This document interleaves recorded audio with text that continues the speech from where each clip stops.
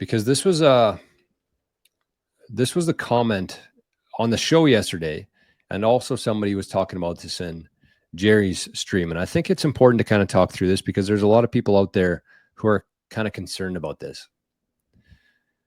Will cash be around in a decade from now? Cash has actually been going away slowly, and ever since like 2020 with the big illness there, it's been slowly going away from everybody. And it seems like there's a lot of people out there who are concerned about that, and for good reason. Everybody's saying, when we lose cash, we're going to lose all our privacy. And that's a pretty valid concern. But a couple of different questions that I would ask people who have that opinion is, number one, in the last year, how many times have you actually used cash? I know everybody likes to advocate for cash. Everybody likes the privacy. But like, honestly, what percentage of the purchases that you've made in the last year you use cash for? I'm guessing most people, even the people who love cash, I'm guessing it would be like less than 5%, maybe even less than 2%. So it's like people are complaining about this stuff, but yet they're doing nothing about it, right? So that's one aspect. The second thing I would say is, like, cash is great. It was great. It still is today, and I think it will be for the foreseeable future here. But like, in a world that we live in now where everybody's connected by the internet, and there's pretty much commerce worldwide now. You can connect with anybody. You can collaborate with anybody. You can buy things from anybody online.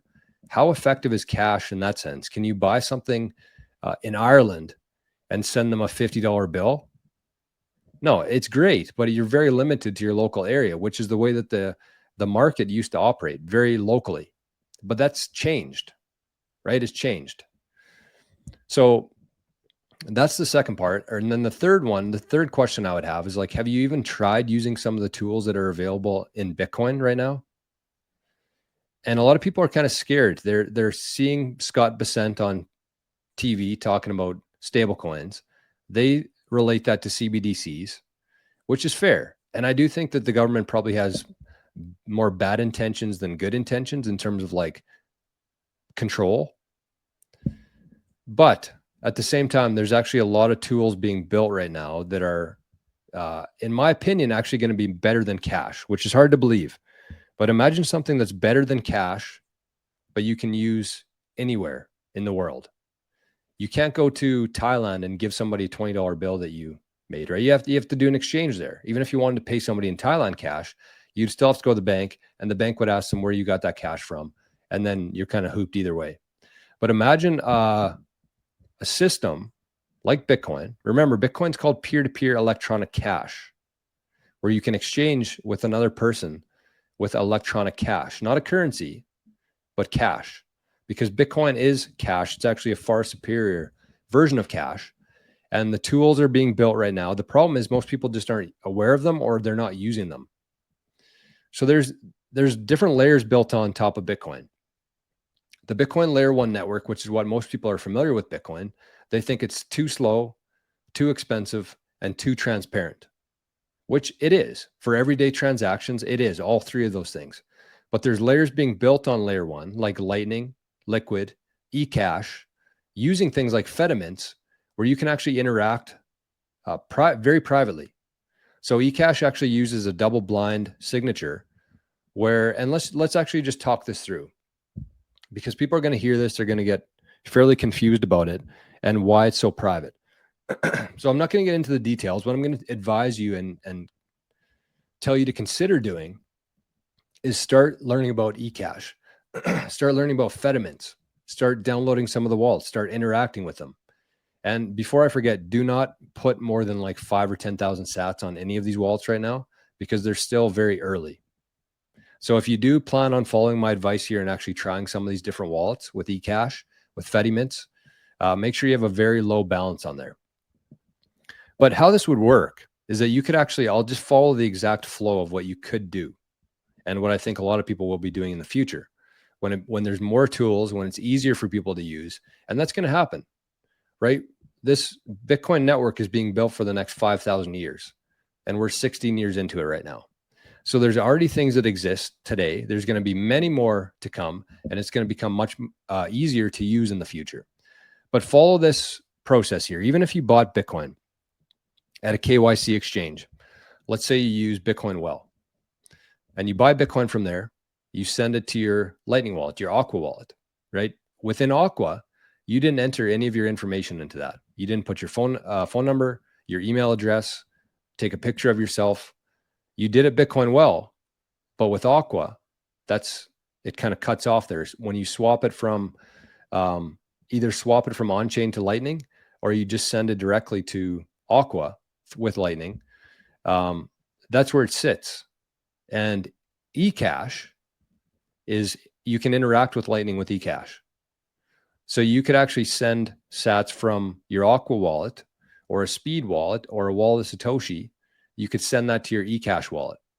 So that whole chain, even if somebody could track you to that point, once you go through the eCash aspect of this, they have no idea where it's going from there.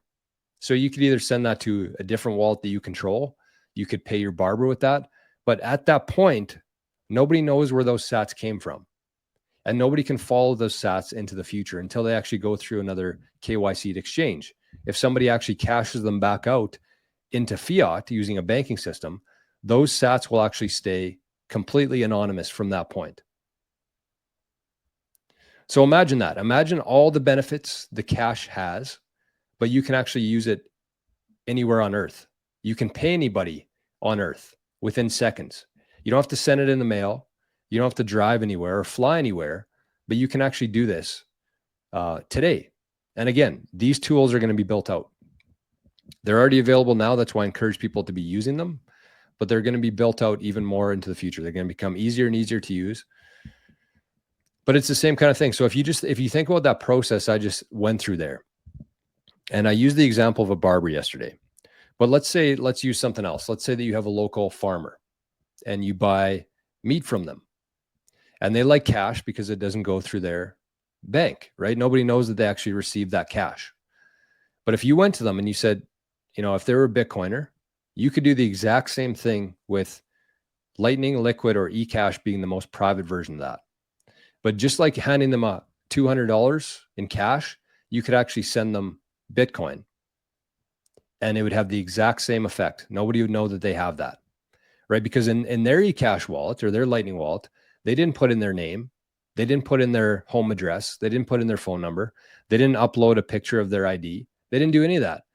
So you went through the process of getting it to that blind signature there. You sent it to them, and literally nobody knows that they have that Bitcoin. So again, these tools are available today.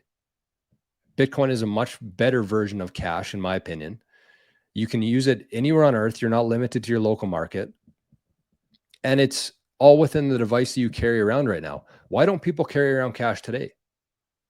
Because it's annoying. You have to go to an ATM, or you have to, find a way to get it. Maybe somebody paid you with it, but you have to carry that around. Who carries cash anymore? That's the whole problem. It's just a nuisance. It's annoying to do. And you have to carry around cash. You get $3.46 worth of change. What do you do with that? It's a hassle, right? So you can use a better version of it today with Bitcoin. And the cool thing is that at some point, you're not going to have to convince your farmer to do this. Your farmer's going to say, hey, can you pay me in Bitcoin?